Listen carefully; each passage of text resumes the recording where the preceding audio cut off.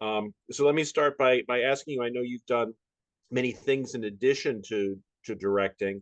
Can you talk a little bit about how you first got involved in this project? Sure. So after my first movie, Friendsgiving, which came out in 2020, an old producing partner called me and said, I have a really great script that I just couldn't stop thinking about you. And when I first read it, I loved it. I loved the dark humor. I loved the fun send up of the art world, which could use a little levity. Um, and I loved the mix of art world versus or mixing with the underworld. Now, I think you had said that when you were first approached for this, the producer was thinking that you would play a part in it, and that your reaction was like, no, actually, this is the kind of thing I'm looking to direct. Yes. Yeah, he thought of me for Patrice, and thank God I didn't play it. Because Uma Thurman did. So I just independent filmmaking is really hard, and I just didn't want to. I just knew it would be a harder uphill battle to put myself in the lead role. Um, I think even with Uma and Sam, like the amount of days we got for the budget and everything, I think the script and the cast deserved 10, 20, 30 more days, because there are things that you just have to let go of. And, you have all these plans. And like Mike Tyson says, everybody's a plan till they get punched in the face. And so um, I just thought it would be an uphill battle with me because no one knows really, truly, I'm not a name. And so I said, I really am only reading things that I wanted to direct. And they were like, well, there's no director attached. So would you like to direct it? And I said, absolutely. And then I spent about 2 years developing the script. And because as an actor, I do know, like, the roles, they have to be meaty, and they have to be that not only the lead role has to have an arc, but every single character in the film has to have an arc and a need and a want. And so for 2 years, I worked with Jonathan Jacobson on the script, and we thankfully we did. And once Uma read it, she loved it. She said she had been looking for a script like this for a long time, and so she said yes, as not only the star of the film, but a producer as well. Now, what were some of the things that uh, some of the ways that that script changed or deepened over those 2 years? Yeah, well, I definitely added some actionable moments. Jonathan is a brilliant writer, and he could talk about art for 48 hours straight.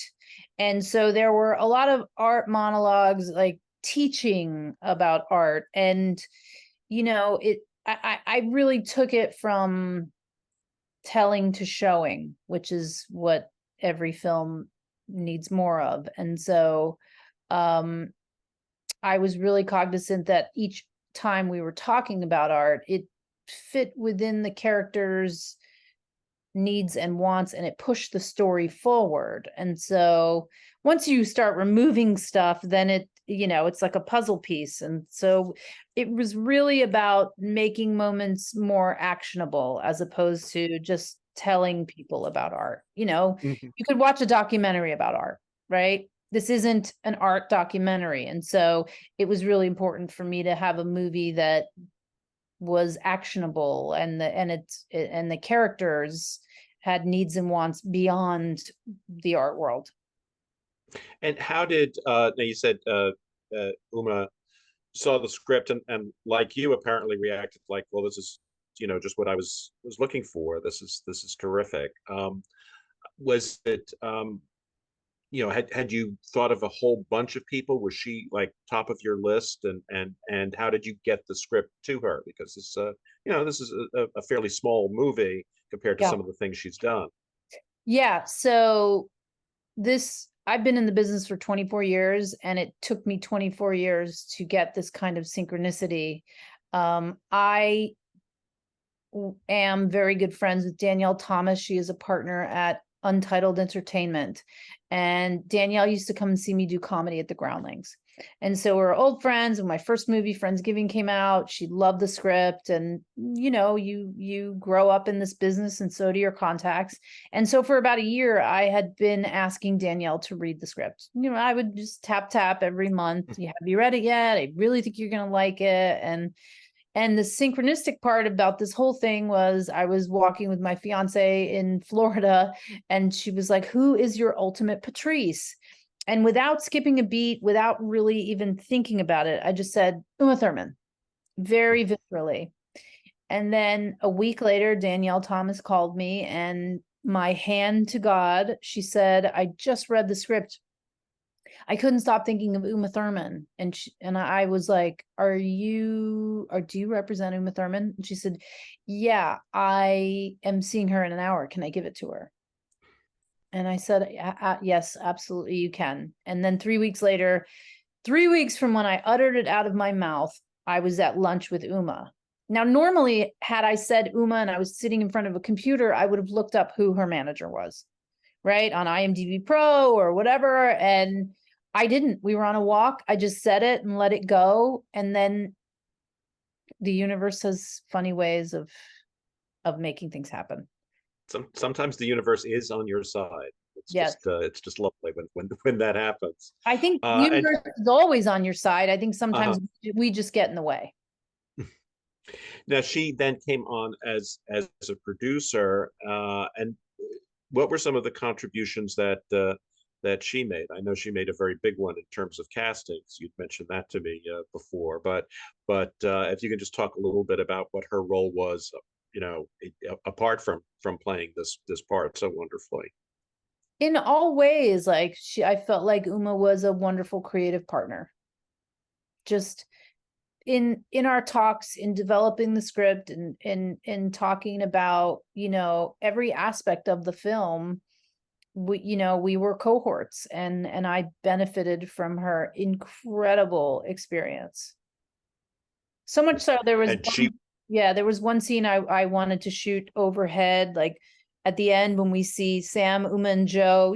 We've been seeing them throughout the whole movie, so I wanted to shoot it overhead, and I was given all 75 reasons why we couldn't do that, and then we didn't. And then after shooting that scene, Uma walks out and she goes, "Oh, it would have been so good if we shot that overhead." And I was like, "Oh, so right." She's Uma Thurman is often the most intelligent person in the room, and I think I think the second half of her career is going to be just brilliant to watch. And you said that she was a pivotal part of the casting process. Can you talk a bit about that? Yeah, so she brought her little friend named Samuel L. Jackson on board.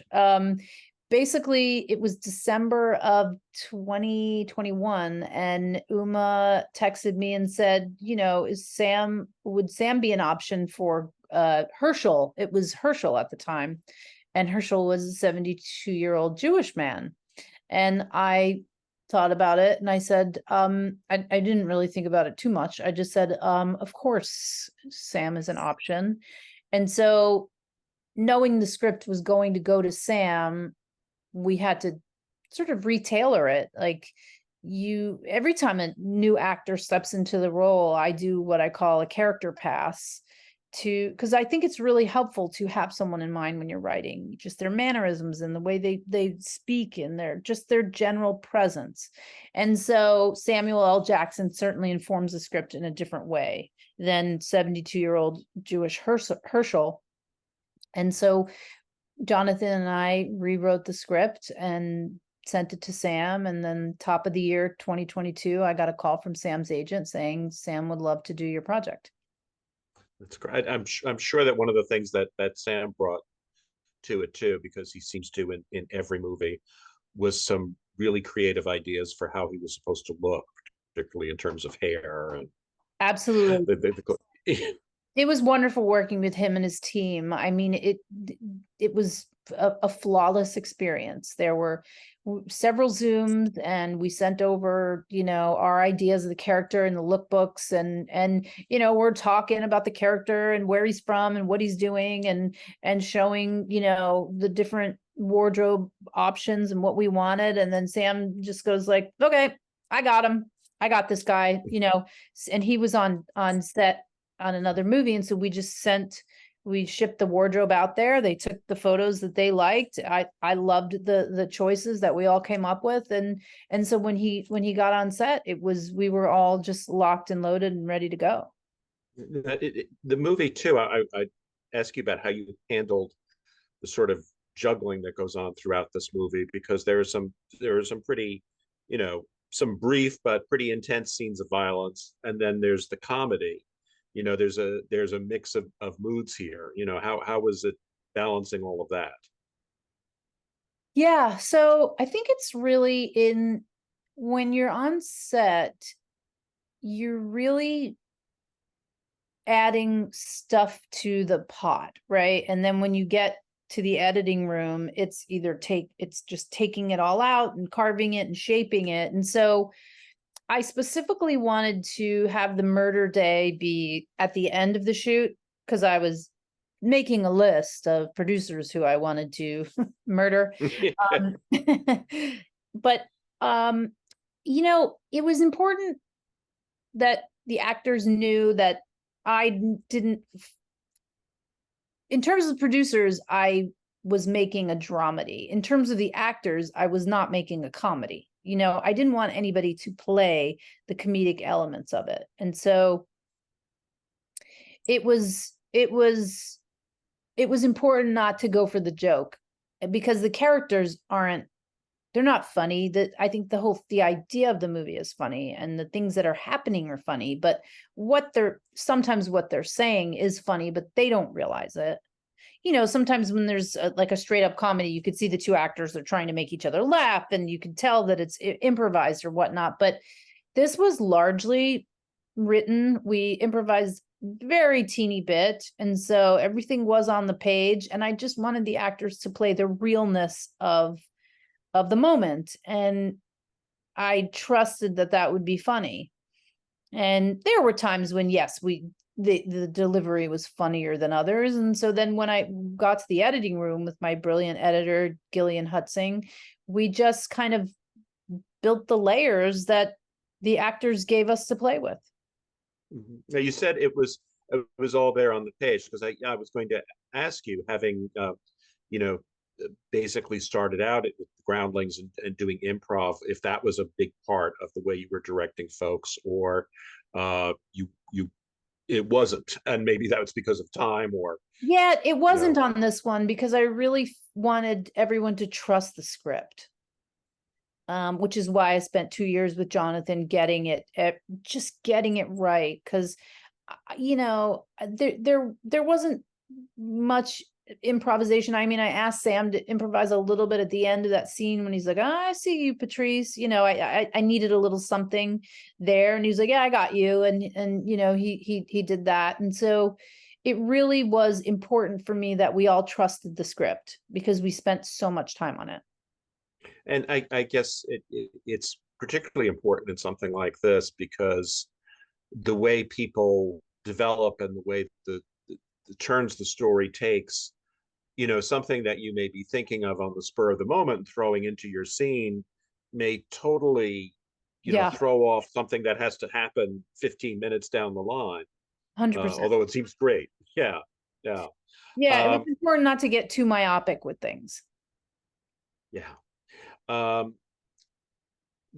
the styles, though, are so I like what you're saying about people not playing playing for the obvious laugh, because there are certainly kind of sort of screwball elements to Uma's character, but there's a desperation there. And certainly Joe's character is serious as a heart attack. There's nothing very funny about right. him. But Joe also has But those moments of when Samuel L. Jackson or Gordon says, who would pay that kind of money for those pieces of shit? And Joe just, he looks at him like, hey, come on. Joe did such incredible nonverbal acting in this movie and verbal acting, but his looks really, he has some fun moments. yeah, Like in the interview scene with Debbie Mazar when he was like, the bags, they get the job done. That's funny, but he's not playing it for funny. yeah, So yeah. yeah, Joe, great Um, moments. you you said that that Uma, in addition to coming up with the great idea of Sam and coming on board as a producer, also gave you sort of a good luck totem for the shoot, Yes. an Oh, article of clothing that. yes, yes. She gave me two items in the beginning and at the end. She showed up on the first week with the jacket from Kill Bill and let me wear it to direct in. And I mean, the power that jacket has. I mean, if you give me a $10 million necklace or the Kill Bill jacket, I will take 10. I mean, I will take the Kill Bill jacket. Yeah, yeah. So like to be on set, and that was when we were on that sort of dock in Hoboken, New Jersey with Hmm. Manhattan behind, and to be wearing that jacket and to be asking, Sam Jackson to say MFR, another time. I thought, wow, this is a moment I will truly never forget. Yeah. And it's also sort of a funny, I guess it serves as kind of a fun trivia question, because I know there were some stories that were talking about this movie. It's like, oh, it's this reunion of, of Samuel L. and Uma Thurman from Pulp Fiction, but I don't even know if they had a scene together They in Pulp didn't. Fiction. Yeah, no, they So didn't. Right, yeah, yeah. So the sort of finally connects those dots. right. Um, did you, by the way, I assume the jacket was a loan. You did have to give it back. I did have to give it back, yes. Yeah. Okay. Because It was otherwise a you'd be little wearing it all tight, the I'll time. be honest. It was a little snug, but I fit into it. It had it fit perfectly. I may have maybe ran away from set with it. I'm not gonna lie. Yeah.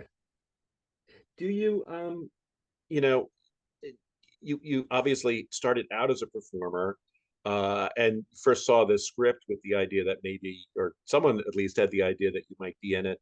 Do you miss acting? Do you ever want to go back to performing? Yeah, I actually before the pandemic, I was in a movie called Chick Fight, starring Malin Ackerman, a very good friend of mine, and I do still act. I just I don't know, I just sort of developed a skill for directing. I think my acting and comedy background just kind of took me to new heights, and I'm really thankful for it because I think that's sort of the way my brain works in a layered way, and I love acting. Directing this movie actually taught me to be a better actor. I think as an actor I was always like trying to figure everything out, all aspects of the film, and as opposed to just like showing up, doing your job and not worrying about all the other layers. But I like thinking about all the layers. I love the puzzle piece of making a movie. I mean, there's personalities, there's the script, there's the production, the physical production, then the editing and the music. I just love all aspects of making a movie. And so making this film actually, I think, makes me a better actor. You now that it's headed towards, streaming and DVD and all those other wonderful things, so you can sort of put a period on it. Are you already working on something else?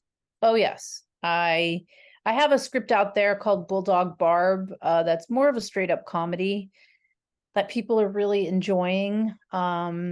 And I'm developing a TV show that I hope to shoot in New Jersey. Well, I hope that I wish you luck with both. I hope that you'll bring the movie to us here again once it's done, and I'm sure it'll be Absolutely. wonderful. Thank you for your time, and thanks for sharing the Kill Room with us.